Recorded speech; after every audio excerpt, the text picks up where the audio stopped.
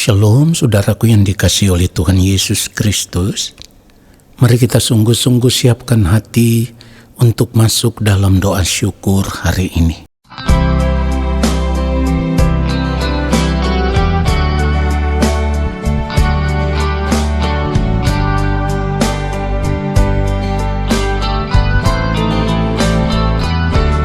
Dengan apakah seorang muda mempertahankan kelakuannya bersih dengan menjaganya sesuai dengan firman-Mu?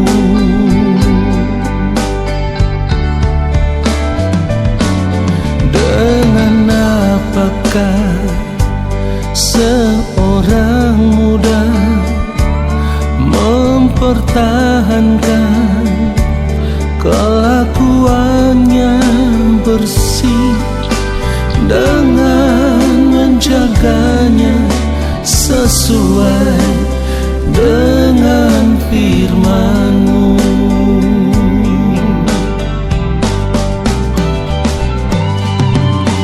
Dalam hatiku aku menyimpan janji-Mu,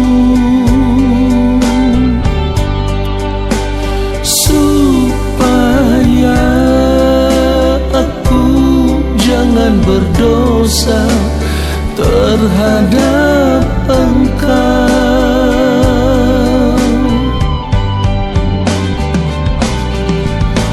Dalam hatiku aku menyimpan janji-Mu, supaya aku jangan berdosa terhadap Engkau.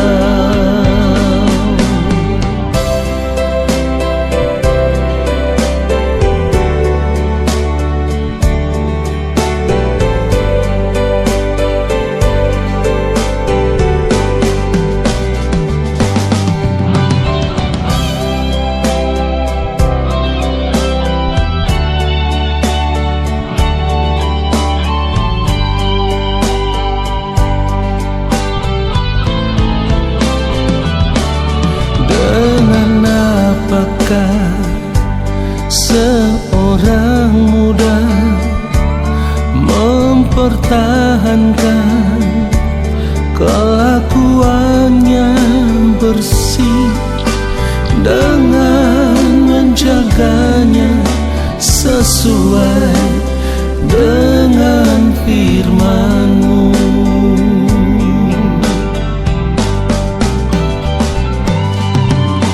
Dalam hatiku aku menyimpan janji-Mu,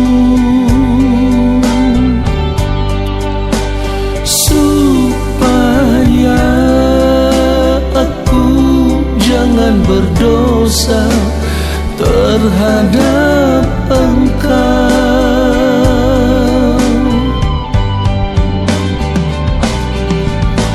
Dalam hatiku aku menyimpan janji-Mu,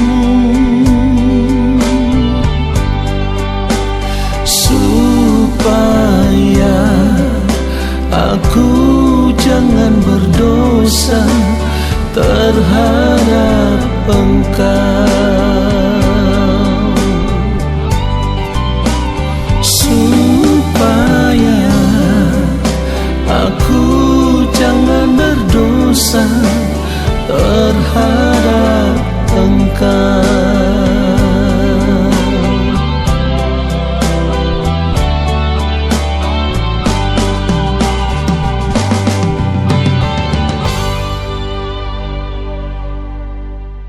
Mari kita berdoa. Allah Bapa kami yang ada di dalam kerajaan sorga, saat ini kami kembali ada di hadapan Bapa. Kami mau duduk diam di dalam hadirat-Mu.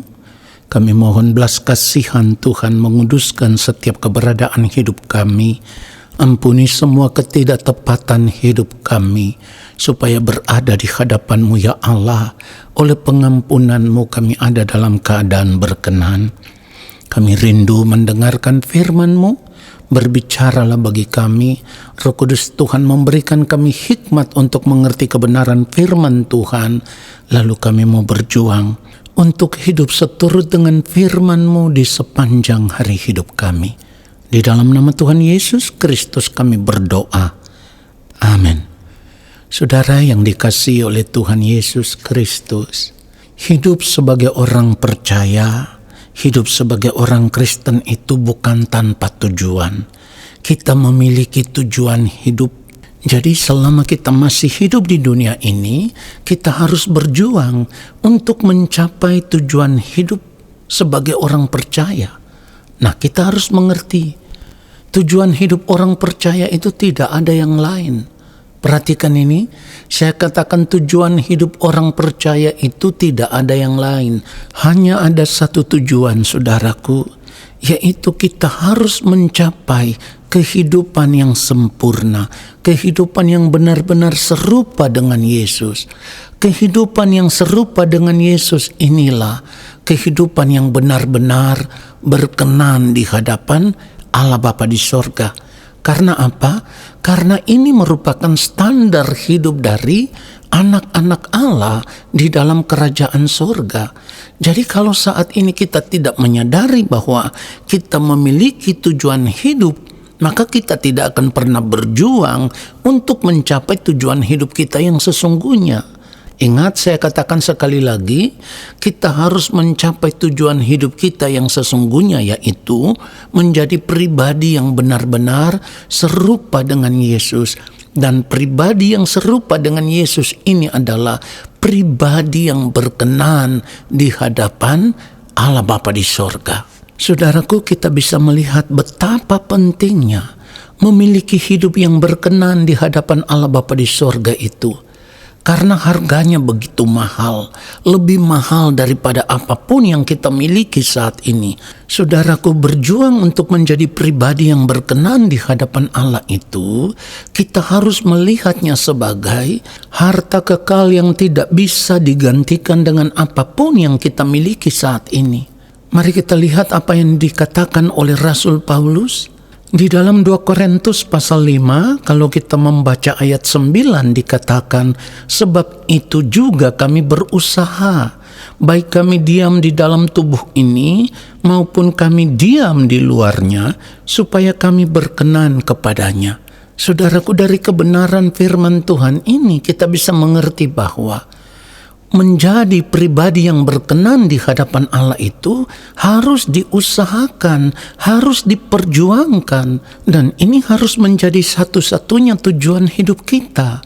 Jadi kalau kita hanya hidup sebagai orang percaya dan kita tidak mau memperjuangkan kehidupan yang berkenan di hadapan Allah Bapa di sorga, maka saya harus katakan kehidupan kekristenan kita, percaya kita kepada Allah, semuanya itu palsu.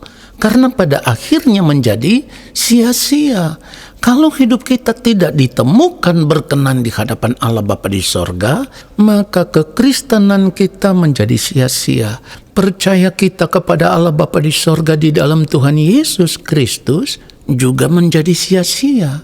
Karena kita tidak pernah memperjuangkan apa yang menjadi tujuan akhir dari kehidupan kita sebagai orang percaya. Kalau orang seperti Rasul Paulus katakan, kami berusaha. Berusaha untuk apa? Berusaha untuk berkenan di hadapan Allah Bapa di sorga.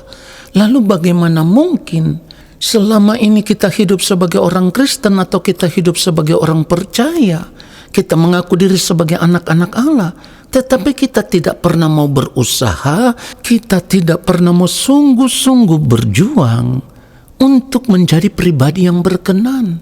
Berarti percaya kita adalah percaya yang salah.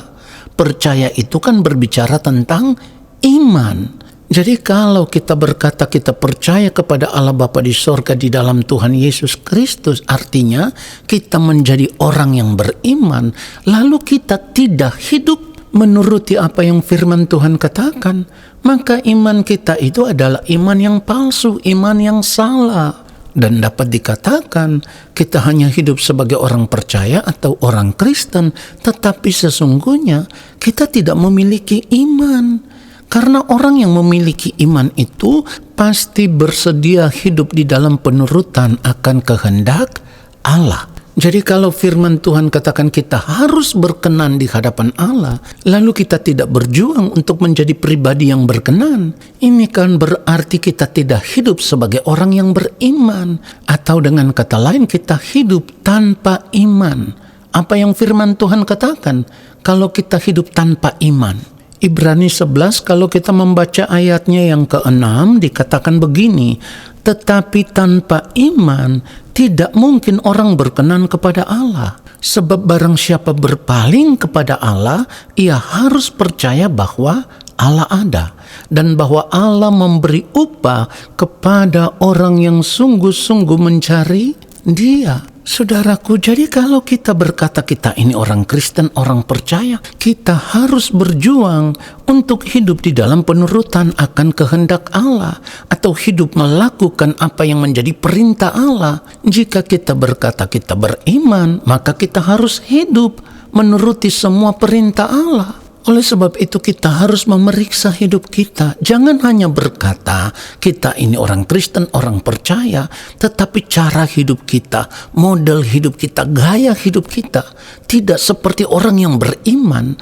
Orang yang beriman secara benar itu, dia akan hidup benar-benar seturut dengan kehendak Allah.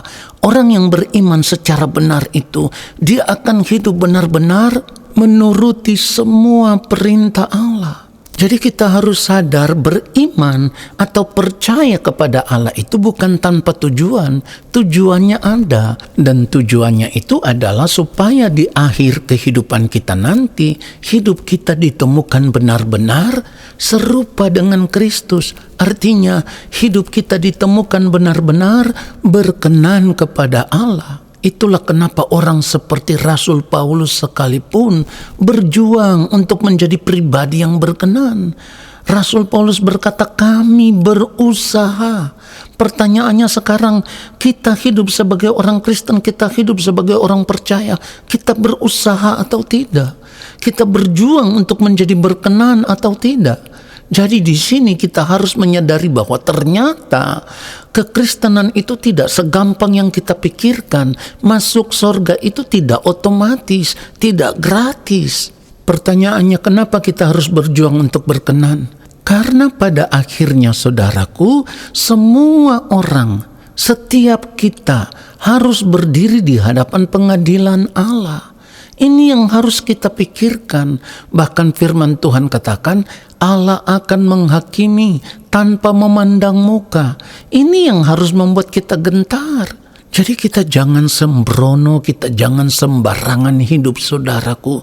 Kita harus mengambil keputusan. Saat ini tidak ada hal yang lebih penting daripada perjuangan kita untuk menjadi berkenan di hadapan Allah Bapa di sorga. Ini harus menjadi persoalan yang terutama yang harus kita selesaikan sebelum kita menutup mata saudaraku. Karena akan sangat mengerikan ketika kita berdiri di hadapan Allah Bapa di sorga, kehidupan kita tidak berkenan. Ini sangat mengerikan saudaraku.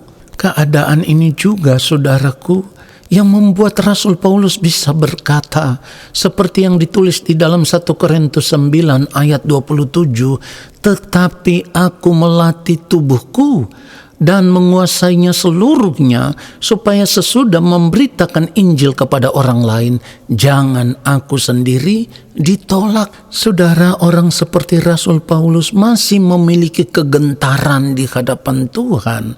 Jangan sampai ia ditolak. Lalu bagaimana mungkin kita setiap hari hidup sesuka hati kita, hidup menuruti keinginan-keinginan diri yang dipenuhi dengan hawa nafsu diri dan keinginan daging, hidup menikmati dunia ini dengan segala kesenangannya, tetapi kita tetap berpikir bahwa nanti kalau mati kita pasti masuk surga karena kita orang Kristen. Siapa yang berkata demikian saudaraku? Jangan sampai pada akhirnya ketika kita menutup mata, Tuhan bisa berkata, aku tidak pernah mengenal kamu, enyahlah daripadaku kamu sekalian pembuat kejahatan. Saudara, ini yang harus kita pikirkan. Tadi saya sudah katakan bahwa ingat, kita akan berdiri di hadapan pengadilan Allah. Dan seperti yang firman Tuhan katakan, Allah Bapa di sorga akan menghakimi dengan adil tanpa memandang muka. Jadi kalau kita tidak serius memperkarakan perkenanan hidup kita di hadapan Tuhan sejak sekarang ini, maka hal itu menjadi sinyal bahwa kita menolak diselamatkan di dalam Yesus. Kalau kita mau diselamatkan di dalam Yesus, ya kita harus berjuang menjadi serupa dengan Yesus. Saudaraku, biarlah kebenaran firman Tuhan yang singkat ini menyadarkan kita. Lalu kita berubah. Lalu kita berjuang untuk mencapai tujuan hidup kekristenan kita. Menjadi pribadi serupa dengan Yesus. Yaitu menjadi pribadi yang berkenan di hadapan Allah Bapa di sorga.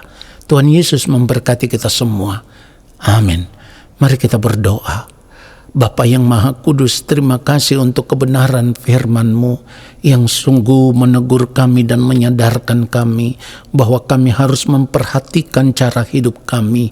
Di sepanjang hari-hari hidup kami mau melatih tubuh kami supaya hidup di dalam penurutan akan kehendak-Mu ya Allah di sepanjang umur hidup kami, supaya ketika waktu-Mu tiba bagi kami, kehidupan kami boleh ditemukan berkenan di hadapan-Mu ya Bapa. Terima kasih ya Tuhan untuk firman-Mu yang sudah memberkati kami. Dan saat ini ya Bapa, kami semua mengangkat tangan di hadapan-Mu. Kami percaya Engkau akan menurunkan tangan dan memberkati kehidupan kami. Saudaraku, arahkanlah hatimu tertuju kepada Tuhan. Angkat tanganmu di hadapan Allah Bapa di sorga dan terimalah berkat-Nya. Segala berkat kasih karunia daripada Allah Bapa di sorga, rahmat cinta kasih yang berlimpah-limpah dari Gembala Agung yang mulia Tuhan Yesus Kristus, di dalam persekutuan yang manis dengan Roh Allah yang kudus, turun atas kehidupan kita semua, menyertai langkah hidup kita semua dan memberkati kehidupan kita semua sekarang dan sampai selama-lamanya. Amin. Saudaraku, terima kasih sudah mengikuti doa syukur hari ini. Sampai jumpa dalam doa syukur besok hari. Tuhan Yesus memberkati kita semua. Shalom.